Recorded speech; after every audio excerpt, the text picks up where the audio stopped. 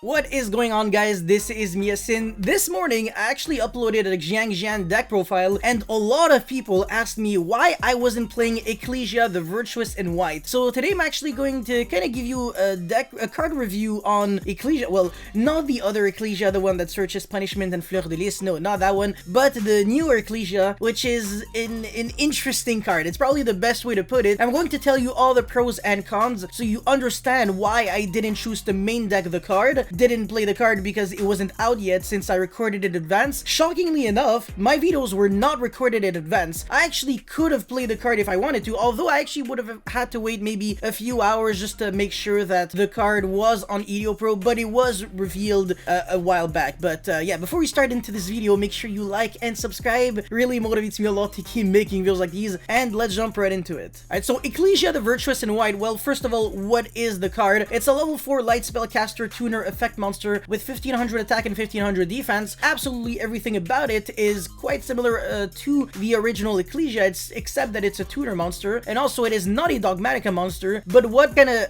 turns me off the most is the fact that it's not even a Xiangjian monster, and on top of that, to make it matters even worser, it's not a weird monster. It's just a random spellcaster that isn't searchable pretty much any shape or form. So that kind of is a bummer when you're playing a weird based strategies that forces you to either reveal or, you know, banish a Xiangjian card or a weird monster, meaning that this card doesn't even inherently synergize with the archetype. Alright, so enough ranting for now. The card actually has ridiculously powerful effects. Let's read it. So you can only special summon by this card's name first method once per turn. You can only use the second and third effect of this card's name once per turn each. If your opponent, that's the first effect, if your opponent controls more monsters than you do, you can special summon this card from your hand. That's actually an inherent summon. It's not an activated effect. So if your opponent has like Appaloosa or something, you can't just negate the effect in your hand, which is kind of neat. That allows you to jump over the very weak Appaloosas, even though it would have been nicer if this card maybe had 1700 attack. Second effect, during the main phase, quick effect, you can tribute this card, special summon one Xiangjian monster or one Fallon of Albaz from your hand or deck. And most of the time, are you really summoning from your hand? And are you really summoning Fallon of Albaz? You're probably trying to summon Xiangjian monster. If you're watching this video, that's definitely what you're trying to do. This is very similar to Lone Fire Blossom, but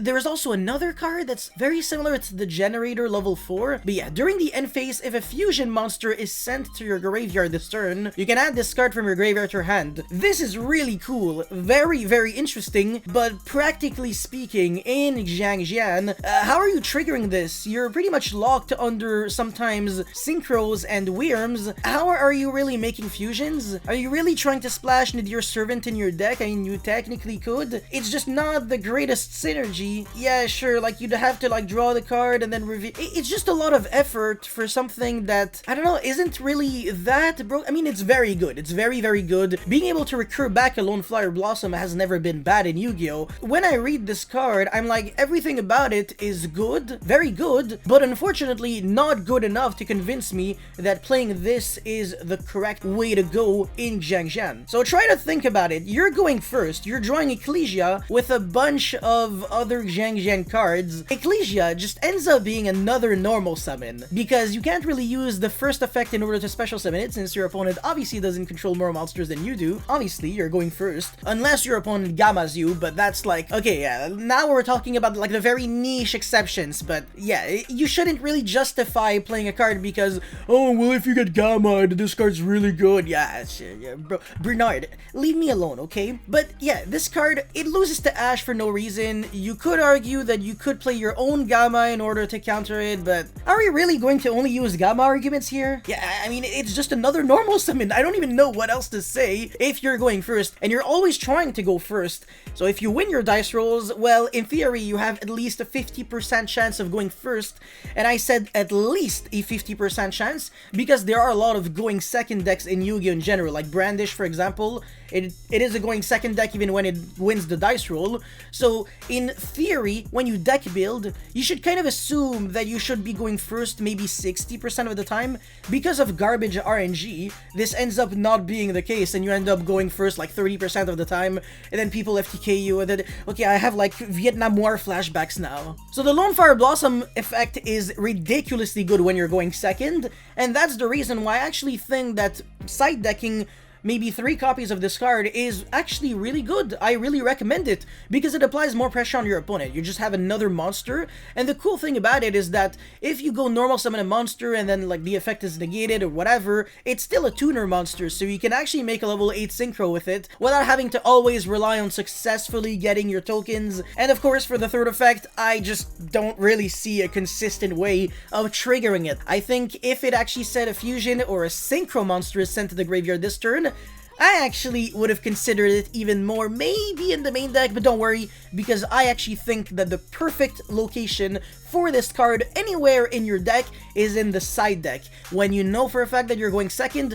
you put this card in, your opponent will always control more monsters than you do if they summon at least one monster. You special summon this, then you use the effect, your opponent ashes, whatever, you just go normal summon your monster, and then, you know, so this is the reason why this card is ridiculously good when you're going second. It's because it allows you to apply more pressure on your opponent's already established board to actually help you break their board. It's just not the best option blind when you're main decking to go first, because I think it could have been a better starter if it was at least a Wyrm or a Xiangjian card. But that's pretty much it for this card review. If you guys have any comments or feedback or whatever on the matter, let me know in the comment section below. Don't forget to like and subscribe. Really motivates me a lot to keep making videos like these. I will see you next time. Peace.